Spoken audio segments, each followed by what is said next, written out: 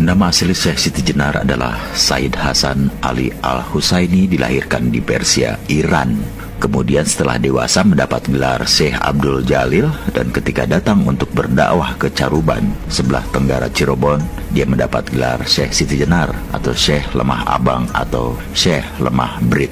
Syekh Siti Jenar adalah seorang Sayyid atau Habib keturunan dari Rasulullah Shallallahu Alaihi Wasallam. Nasab lengkapnya adalah Syekh Siti Jenar Said Hasan Ali bin Said Salih bin Said Isa Alawi bin Said Ahmad Syah Jalaluddin bin Said Abdullah Khan bin Said Abdul Malik Azmat Khan bin Said Alwi Amil Fakih bin Said Muhammad Sohib Mirbat bin Said Ali Hali Hassam bin Said Alwi Sohib Baiti Jubair bin Said Muhammad Maula Saumah bin Said Alwi Al-Mubtakir bin Said Ubaidillah bin Said Ahmad Al-Muhajir bin Said Isa An-Nakib bin Said Muhammad An-Nakib bin Said Ali Al-Uraidi bin Imam Jafar As-Sadiq bin Imam Muhammad Al-Bakir bin Imam Ali Zainal Abidin bin Imam Husaini As-Sahid bin Sayyidah Fatimah Az-Zahra binti Nabi Muhammad Rasulullah Sallallahu Alaihi Wasallam.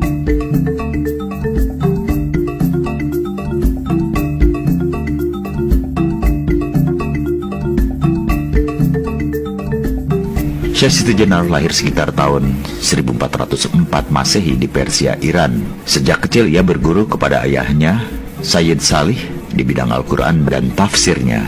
Dan Syekh Siti Jenar kecil berhasil menghafal Al-Quran di usia 12 tahun. Kemudian ketika Syekh Siti Jenar berusia 17 tahun, maka ia bersama ayahnya berdakwah dan berdagang ke Malaka. Tiba di Malaka, ayahnya yaitu Said Salih diangkat menjadi mufti Malaka oleh Kesultanan Malaka di bawah pimpinan Sultan Muhammad Iskandar Syah. Saat itu, Kesultanan Malaka adalah di bawah komando Khalifah Muhammad I. Kekhalifahan Turki Utsmani, akhirnya Syekh Siti Jenar dan ayahnya bermukim di Malaka.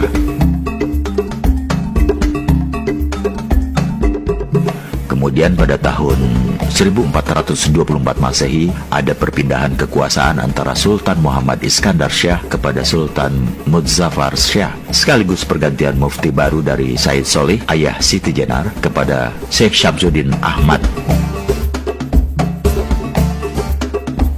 Pada akhir tahun 1425 Masehi, Said Salih beserta anak dan istrinya pindah ke Cirebon. Di Cirebon, Said Salih menemui sepupunya yaitu Said Kahfi bin Said Ahmad. Posisi Said Kahfi di Cirebon adalah sebagai mursyid tarekah Al-Mutabarah Al-Ahadiyah dari sanad Utsman bin Affan, sekaligus penasihat agama Islam Kesultanan Cirebon.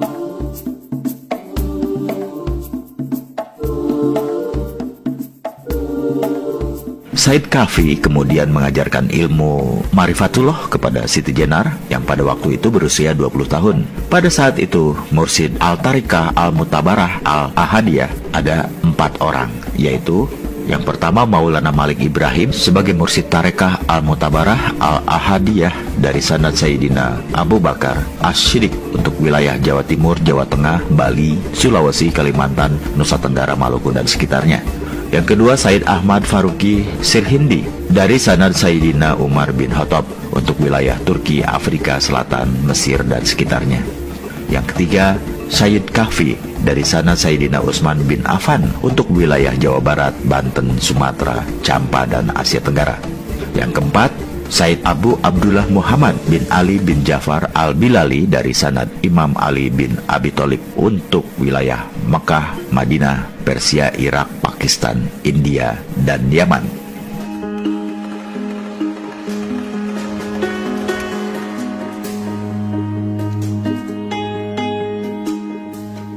Kitab-kitab yang dipelajari oleh Siti Jenar muda kepada Said Kahfi adalah kitab Fusus Al-Hikam karya Ibnu Arabi, Kitab Insan Kamil karya Abdul Karim Al-Zili, Ihya Ulumuddin karya Al-Ghazali, Risalah Qusairiyah karya Imam Al-Hushairi, Tafsir Ma'rifatullah karya Rutsbiham Bakli, Kitab At-Tawasin karya Al-Halaz, At-Tazali karya Abu Yazid Al-Bustami, dan Qut Al-Qulub karya Abu Thalib Al-Maki. Sedangkan dalam ilmu fikih Islam, Siti Jenar Muda berguru kepada Sunan Ampel selama 8 tahun dan belajar ilmu Usuluddin kepada Sunan Gunung Jati selama 2 tahun. Setelah wafatnya Said Kahfi, Siti Jenar diberi amanat untuk menggantikannya sebagai mursyid Tarikah Al-Mutabarah Al-Ahadiyah dengan sanad Utsman bin Affan. Di antara murid-murid Syekh Siti Jenar adalah Muhammad Abdullah Burhanpuri, Ali Fansuri, Hamzah Fansuri, Samsuddin Pasai, Abdul Rauf Sinkili, dan lain-lain.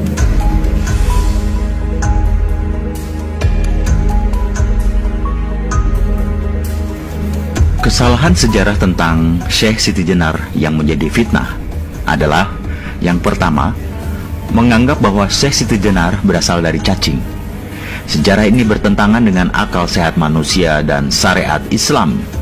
Tidak ada bukti referensi yang kuat bahwa Syekh Siti Jenar berasal dari cacing. Ini adalah sejarah bohong. Dalam sebuah naskah klasik, Serat Candakipun Riwayat Jati, Alih Aksara, Perpustakaan Daerah Provinsi Jawa Tengah 2002 halaman pertama, cerita yang masih sangat populer tersebut dibantah secara tegas. Adapun diceritakan kalau Lemah Bang atau Syekh Siti Jenar itu berasal dari cacing, itu adalah salah.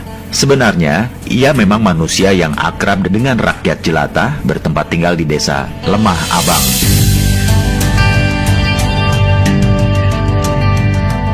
Yang kedua, ajaran Manunggaling Kawula Gusti yang diidentikan kepada Syekh Siti Jenar oleh penulis sejarah Syekh Siti Jenar adalah bohong, tidak berdasar, alias ngawur.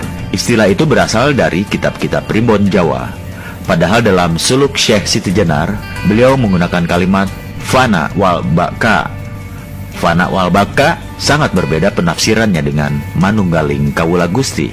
Istilah fana wal baka merupakan ajaran tauhid yang merujuk pada firman Allah, kullu syai'in halikun illa wajhahu. Artinya, segala sesuatu itu akan rusak dan binasa kecuali zat Allah. Syekh Siti Jenar adalah penganut ajaran tauhid sejati dan tauhid syar'i.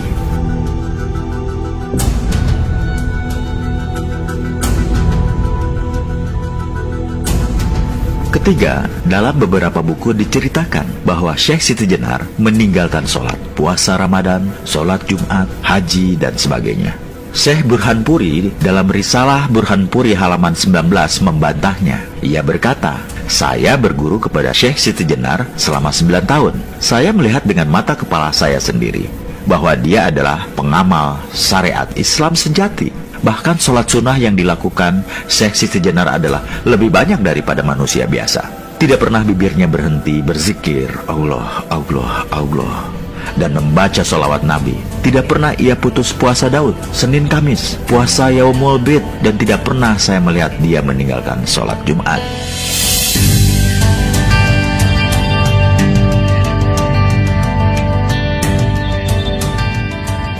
Yang keempat, beberapa penulis telah menulis bahwa kematian Syekh Siti Jenar dibunuh oleh Wali Songo dan mayatnya berubah menjadi anjing. Bantahannya, ini suatu penghinaan kepada seorang wali Allah, seorang cucu Rasulullah, sungguh amat keji dan biadab. Seseorang yang menyebut Syekh Siti Jenar lahir dari cacing dan meninggal jadi anjing. Jika ada penulis menuliskan seperti itu, berarti dia tidak bisa berpikir jernih dalam teori antropologi atau biologi kuantum sekalipun. Manusia lahir dari manusia dan akan wafat sebagai manusia. Maka saya meluruskan riwayat ini berdasarkan riwayat para habib, ulama, kiai, dan ajengan yang terpercaya kewaraannya. Mereka berkata bahwa Syekh Siti Jenar meninggal dalam kondisi sedang bersujud di pengimaman Masjid Agung Cirebon setelah sholat tahajud, dan para santri baru mengetahuinya saat akan melaksanakan sholat subuh.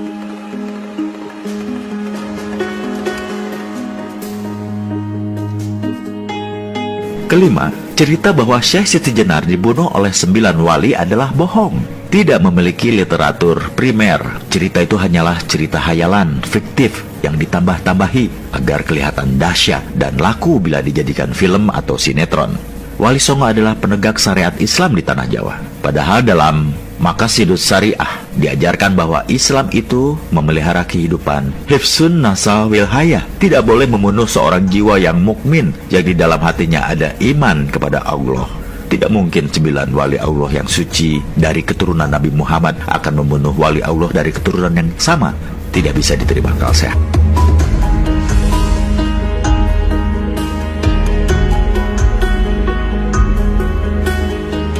Penghancuran sejarah ini, menurut ahli sejarah Islam Indonesia, Azumardi Azra, adalah ulah penjajah Belanda untuk memecah belah umat Islam agar selalu bertikai antara Sunni dan Syiah, antara ulama syariat dan ulama hakikat. Bahkan penjajah Belanda telah mengklasifikasikan umat Islam Indonesia dengan politik divide et impera, politik pecah belah dengan 3 kelas. Kelas santri diidentikan dengan 9 wali, kelas priai diidentikan dengan Raden Patah dan Sultan Demak, kelas abangan diidentikan dengan Syekh Siti Jenar.